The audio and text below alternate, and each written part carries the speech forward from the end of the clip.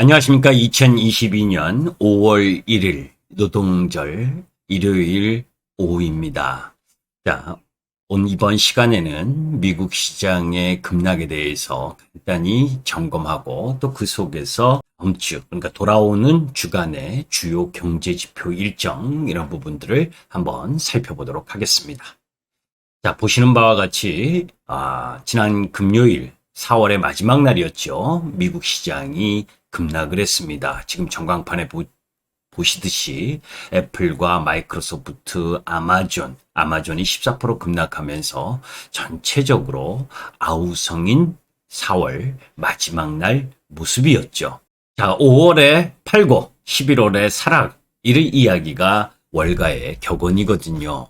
사실 뱅크 오브 아메리카가 S&P 500 전망치를 낮추고 지금 시장의 침체 리스크가 현재 3분의 1 정도밖에 반영되지 않았다라고 하는 극단적인 매파적 입장을 보이는 반면에 또 다른 이들은 미국의 11월 중간 선거 이후에 반등을 기대하기 때문에 이 5월 가장 안 좋은 상황 속에서 매수를 해야 된다, 이런 이야기를 하고 있기도 합니다. 자, 그러면 실제 미국 시장이 얼마만큼 4월 달에 안 좋았는지, 또 그리고 올해 전체적으로 안 좋았는지를 한번 살펴보도록 하죠. 자, 우리가 바닥 밑에 지하실, 그래서 여러분들께 말씀드렸을 때 항상 주가가 추세를 봐야지, 주가가 많이 떨어진 것만 보게 되면 바닥 밑에 지하실도 있다라는 걸 여러분들이 기억을 하셔야 됩니다.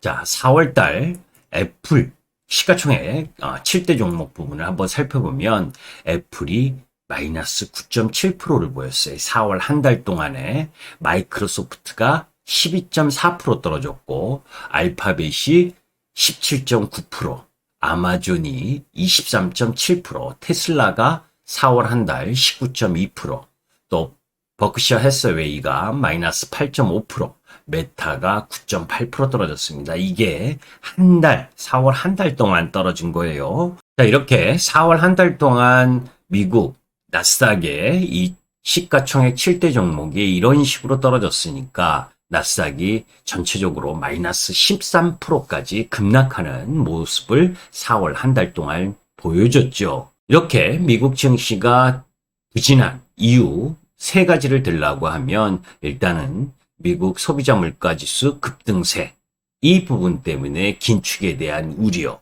이 부분이 가장 크게 작동을 한 거고, 두 번째는 자원 부국 러시아 우크라이나 간 전쟁 심화로 인해서 전쟁이 지속되고 있는 과정을 지금 보여주다 보니까 앞으로에 대한 기대감이 다소 약화되는 흐름들을 보일 수밖에 없는 상황, 그리고 인플레이션에 대한 우려가 지속적으로 증가하는 모습, 이게 두 번째 이유고, 세 번째는 세계의 공장 중국이라고 하는 부분이 제로 코로나 흐름을 계속 갖고 가면서 상하이에 이어서 베이징 통제 가능성, 이 부분 속에서 중국 제조업 지표의 부진, 그게 경기에 대한 부담, 이런 부분들로 작용을 한 상황이거든요. 그래서 나스닥이 전체적으로 13% 급락을 보였고, 그런 흐름들이 시장에 있어서 충격으로 다가온 상황이죠. 실질적으로 금요일 날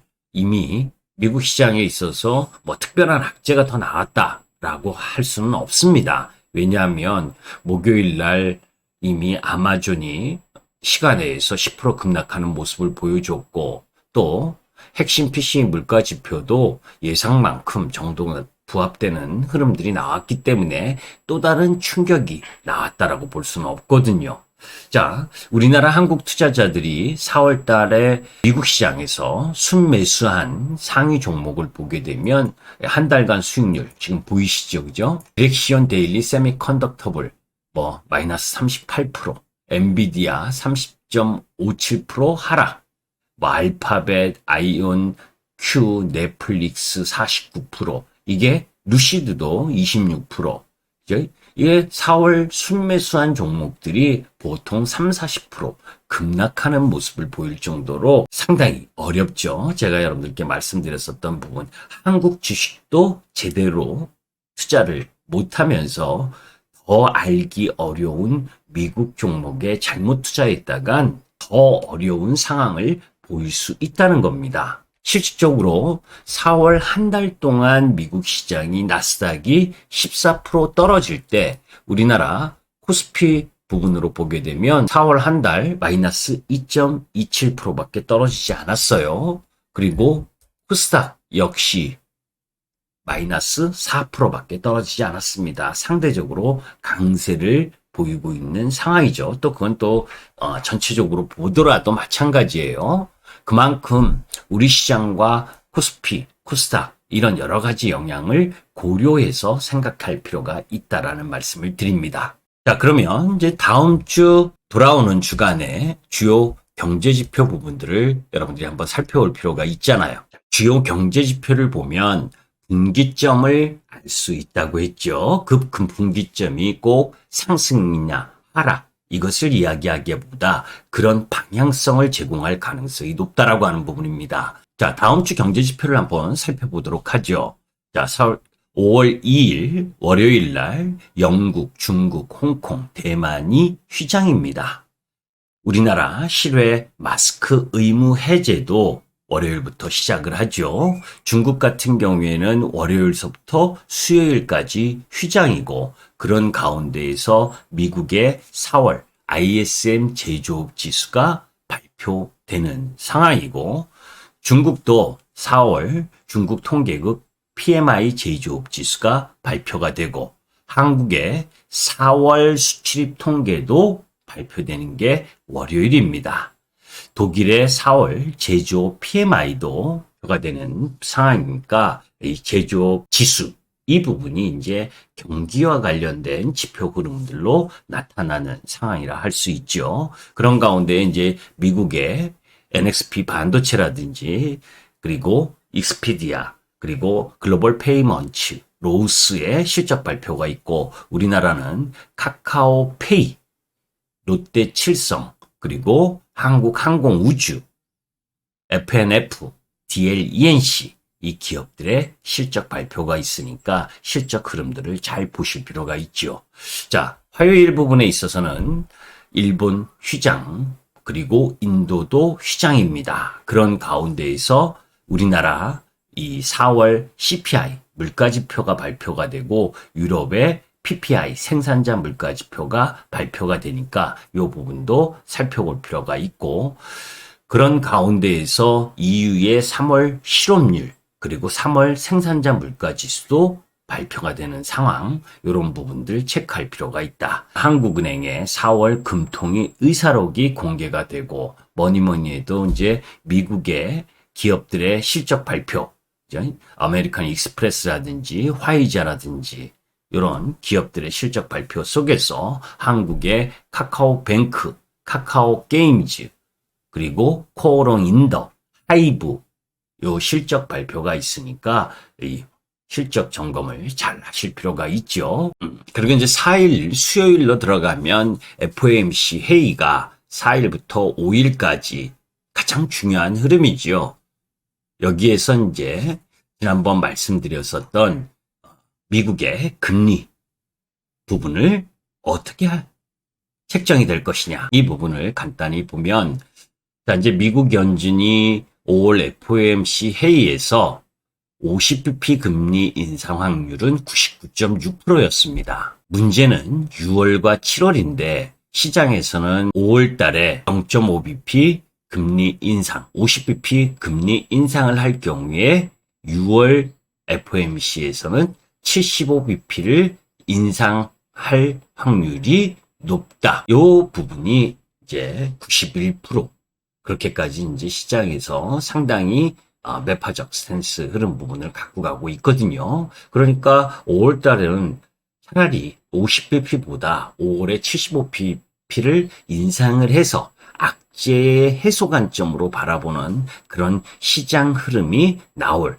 가능성 이 부분에 더 초점을 맞출 필요가 있다라는 생각입니다. 이제 매파적인 시장이 극단적으로 연준의 매파적 스탠스를 지금 선반영하고 있다라는 말씀을 드렸죠. 연내 그래서 FOMC 회의에서 3% 내에서 3.2%까지 금리를 올릴 가능성이 높다라는 부분. 그래서 임금과 물가의 악순환적 상승을 막기 위해서 금리 인상을 더 앞당겨야 한다라고 하는 이런 내용 부분들은 이미 지난주 수요일 날 말씀드렸었던 내용이고, 그러한 가운데에서 미 연준의 통화 정책이 2000년 이후 물가보다 성장에 초점을 맞추다가 이제는 중물가, 즉 물가를 중점으로 해서 통화 정책을 빠르게 지금 전환하는 중이기 때문에 이런 부분들에 대한 주의를 기울일 필요가 있다라는 말씀입니다. 자, 그럼에도 불구하고 사실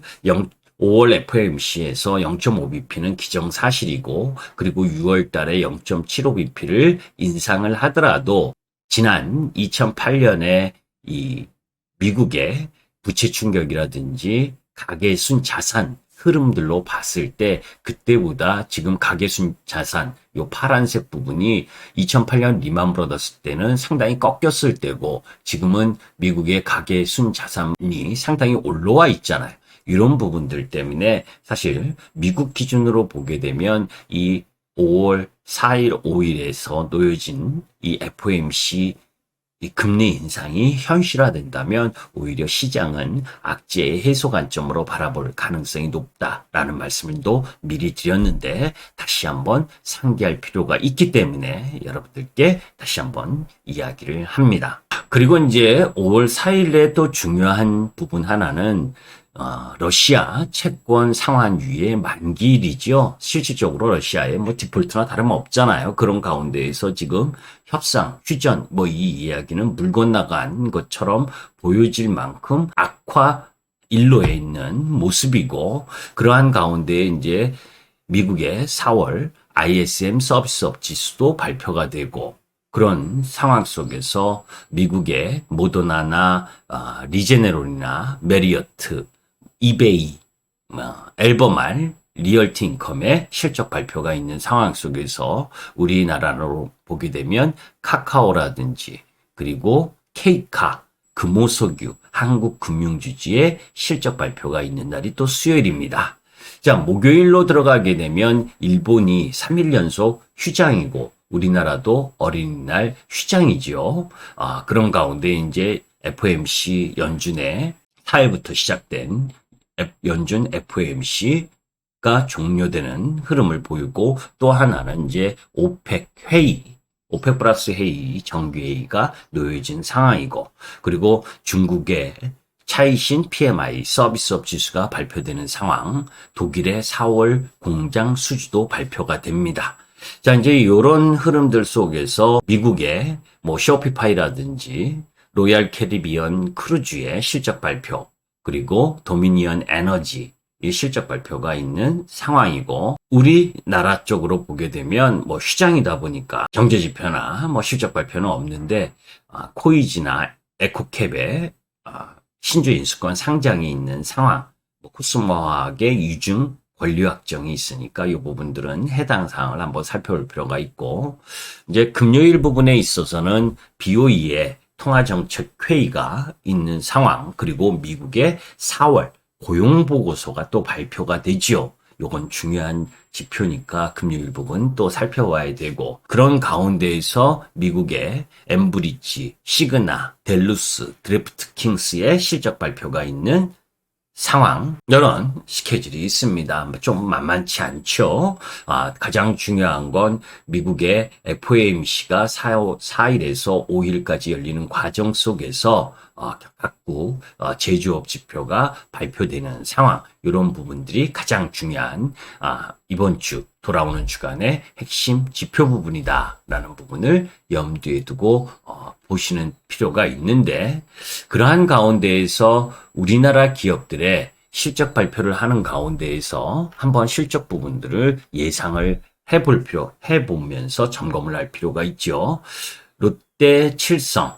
자, 이제 롯데 칠성과 카카오페이 그죠? 카카오페이는 실적 조금 예상이 안 좋을 가능성이 있죠. 그래서 먼저 주가가 떨어지기도 했고, DLENC나 DL건설, 이쪽 부분도 마이너스잖아요. 그죠? YOY 기준.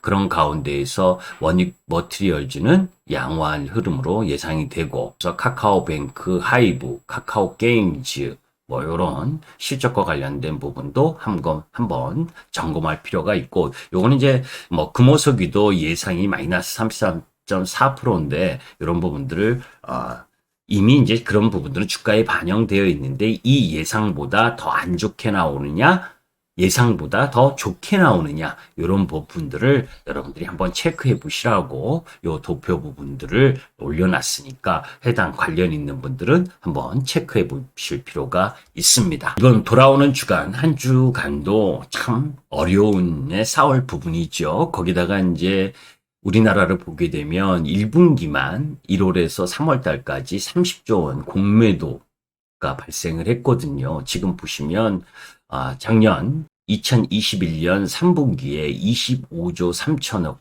공매도, 그리고 하루 평균 4천억 정도의 이 공매도가 발생을 한 상황인데, 2021년 4분기에는 26조, 그리고 2022년 1분기에는 공매도가 29조 9,500억이니까 거의 약 30조가 공매도가 진행됐고, 거기에 5천억, 일별 5천억 정도의 공매도가 나오고 있으니까 참 어려운 시장 흐름을 갖고 가고 있는 거죠. 사실 작년 5월 3일 날 코스피 200과 코스닥 150 지수 종목에 한해서 부분적으로 재개된 공매도예요. 전체적으로 공매도가 다 나오는 게 아니죠. 그러니까 만약에 전체적으로 다 나왔다면 조그만 개별 종목 부분까지 공매도 폭탄, 이 부분이 엄청나게 심화됐었을 가능성이 높잖아요. 사실 정부가 6월 MSCI 선진국 지수 워치리스트를 등재를 목표로 하고 있거든요. 워치리스트라는 건 그 워치리스트에 1년 이상 관심을 보이면서 요건, 그러니까 공매도 제한이라든지 외환시장 자유화라든지 정보의 흐름, 뭐 이런 평가 요건이 양호해야지 MSCI 지수로 편입될 수가 있는데, 그 편입되기 이전에 워치리스트라고 등재가 돼야 돼요. 그런 부분들. 그래서 공매도를 재개를 하게 되면 다른 종목, 코스피 200과 코스닥 150 지수에 포함되지 않은 종목 위주로 또 공매도가 나올 수 있잖아요. 그러니까 이런 부분들도 여러분들이 잘 보셔야 됩니다. 그래서 지금은 오히려 공매도를 맞은, 이미 공매도를 할 수 있었던 코스피 200과 코스피 150 지수 종목, 이 부분은 벌써 공매도를 통해서 주가에 영향을 줬었으니까 그런 종목이 오히려 안전할 수 있다라고 하는 부분도, 주식이 위험자산인데 안전자산은 아니죠. 그 안전이라기보다는 뭐 맞을 만큼 맞은 부분, 이런 부분도 한번 고려해 볼 필요가 있다. 이번 주 돌아오는 주간은 일주일 전체 흐름으로 봤을 때 주초 미국 시장의 영향을 받는 상황 속에서 주 중반 놓여져 있는 미국의 FOMC 회의, 이 결과에 따라서 선행적으로 맞은 아픔, 이 부분이 악재의 해소의 흐름으로 전개될 가능성에 대해서 더 크게 시장을 바라보시는 것이 필요하다라는 말씀을 드립니다. 김기수 주식 더스토리의 김기수였습니다. 감사합니다.